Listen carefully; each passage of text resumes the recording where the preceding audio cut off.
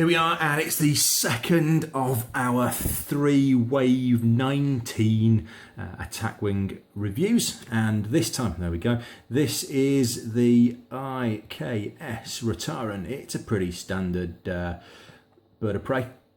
I'm not a great fan of the metallic colour scheme they've given it, if I'm honest. It's gone a bit pimped.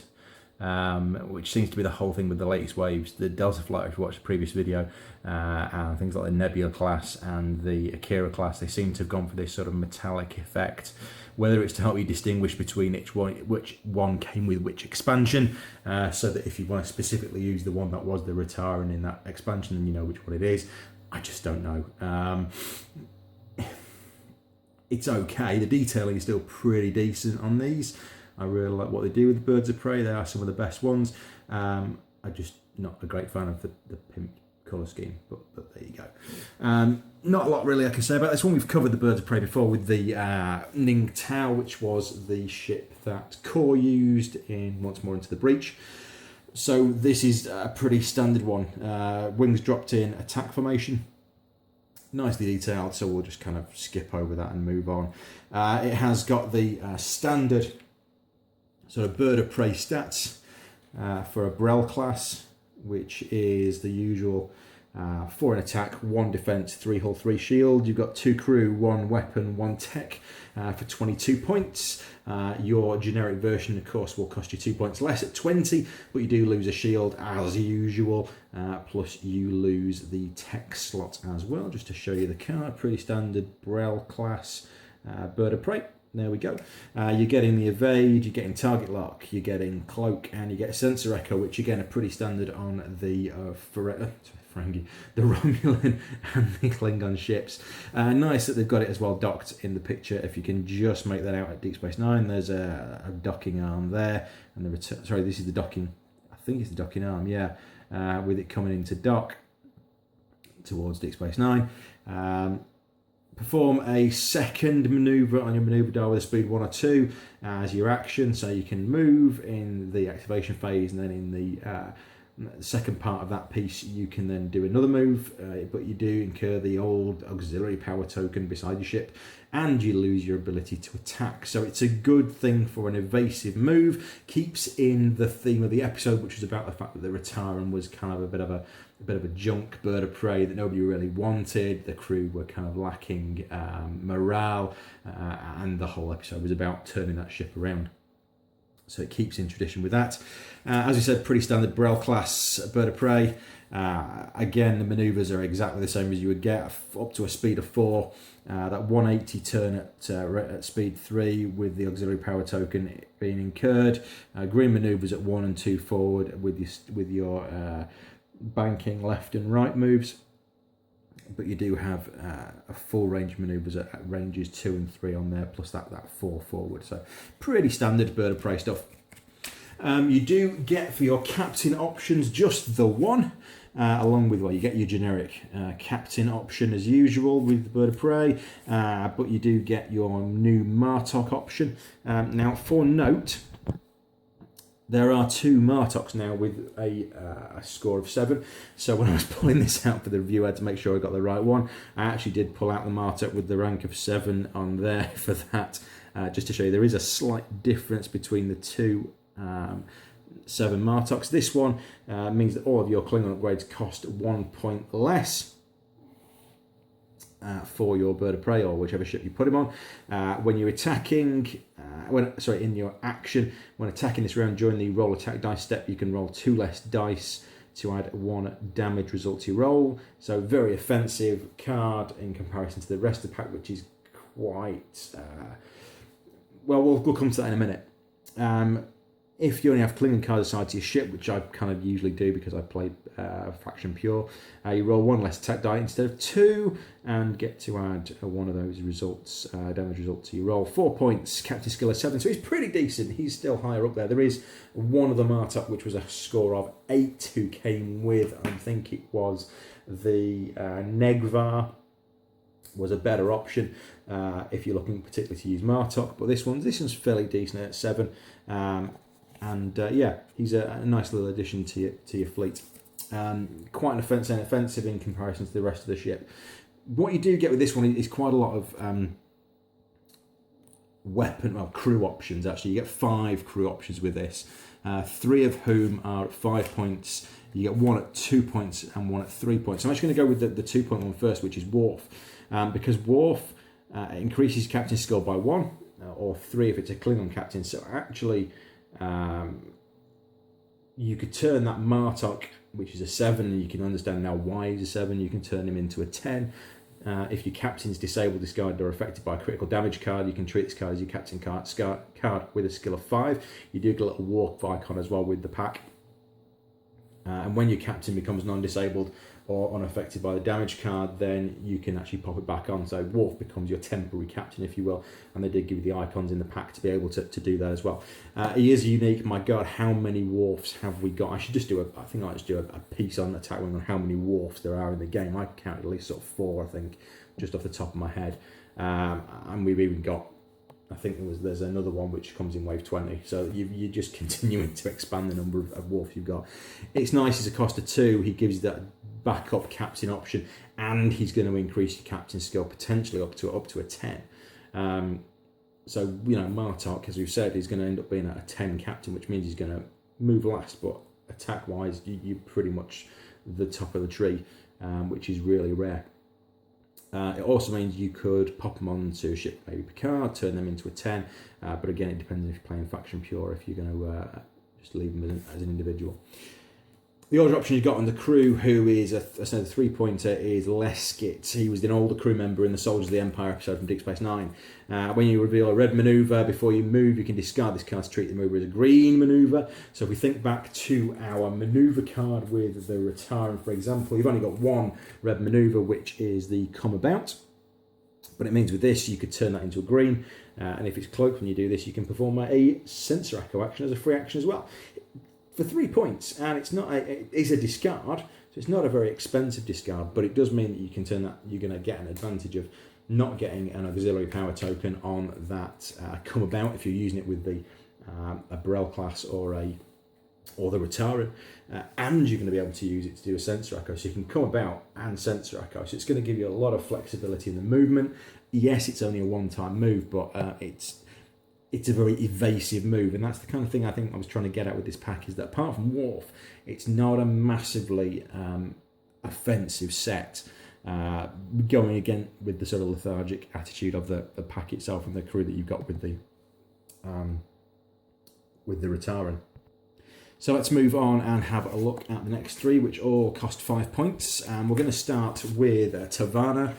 Female character again from the Soldiers of the Empire episode. You can disable the card to repair 1 shield token, and if your ship is cloaked, you can repair 1 damage to your hull as well.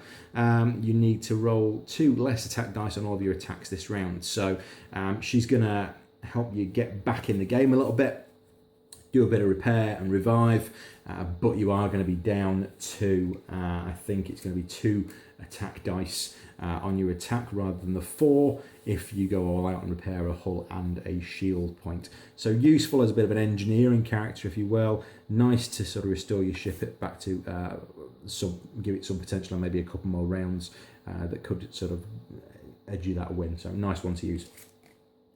We're also then looking to Cornyn, another character from the same episode. He is an action card. Discard him to acquire a target on a ship within range 1 to 3, and then perform an action from your action bar as a free action. So you can, apart from target lock, of course, so you can use him, perform a target lock, and you can do a scan, an evade. Sorry, not a scan, an evade, cloak, or a sensor echo, and a target lock as well as part of your go. It's quite a normal action card. I've seen a few of these where they're offering you to be able to do something as a free action. In fact, we had 7 of 9 on the Delta Flyer giving you something very similar, free action as you will, which was scan, because Delta Flyer hasn't got it. But it's nice to be able to do that kind of feature. 5 points seems quite a lot to be able to do effectively 2 actions. There are cheaper ones out there, and I think there are cheaper ones in the Klingons. I would have to look through and find those out. But again, with this pack, it's this more sort of defensive repairing and kind of consolidation that you feel with this, that it's all about kind of keeping everything together rather than going out and obliterating everything. Your final one is an unusual one because it's a Federation option. It is another Dax unique card again. You don't pay a penalty for putting it onto a Klingon ship, so you can have a Federation one on there. I think if I was just doing faction pure, I would say that I'd let people use these ones that say you don't pay anything for using on a Klingon ship if it was particularly part of that expansion. You can disable her and spend a scan token to convert one of your battle stations results into a damage or an evade result. So she kind of gives both sides. Interestingly enough, it says scan token there, and guess which one that the Klingon ships don't do, and just to show you there, it's the scan emblem. So she's kind of useless on a bird of prey, but you know, she's going to be useful more probably on Federation ones to give you that sort of offensive or defensive option. So an unusual one to have in a pack where you don't have the scan option available, but she has got her uses elsewhere. So there is only one weapons card with this pack, which is the standard photon torpedoes, which allows you to convert one of your battle stations into a critical damage result, able to fight from your front or rear arcs, which the Rotarran does have, and of course it's going to incur your time tokens. You do get to use 5 attack dice instead of 4, and it's used at a range 2 to 3. So pretty standard photon torpedoes. Nice picture of a bird of prey launching some phaser fire there, which is interesting, seeing as the photon torpedoes come out of that hole. That one there. So there we go. At least they've got the picture completely wrong on that card. And finally, you have 3, read it and weep people, 3 elite action options. So as you'll have noticed, there are no tech options with this ship. If you look back at the previous ship from this wave, which was the Delta Flyer, there were actually no elite actions with that ship, and there were no elite captains with the elite action option available as well. But here we have 3. We have a 3-pointer, which is alert status 1. You can discard this to place a scan token beside your ship. Hallelujah. As you've said, a battle stations token beside your ship. You can't perform battle stations action as a free action this round, which is cool because if you remember, they don't have battle stations as a action. In fact, this is the only time you see it on here. So yeah, quite nice that you're going to be able to use battle stations on a Klingon Bird of Prey. Very similar again to what we saw with 7 and 9 in the Delta Flyer pack, where she can put you a scan token on the ship. So there you go. 3 points, discard. It's a win-lose, depends how much you use battle stations. I don't really use it, so for me, I probably won't see that one used very often. You've got a 4-point in days hours, which is, I think, pictures taken from Way of the Warrior. During the raw attack dice step, you can discard the card to add 1 critical damage result to your roll. Can only be purchased for a Klingon captain on a Klingon ship, so it's very specific, very faction pure. On this one, 4 points, as we said. It's okay. It's going to mean that you're going to get a guaranteed hit. It depends if the other side get an evade, so it's kind of a toss-up between, do you want to make sure you at least get something for them to cancel? I'd be more inclined to use a target lock and at least get a reroll rather than maybe using this card. And finally, you have Supreme Commander.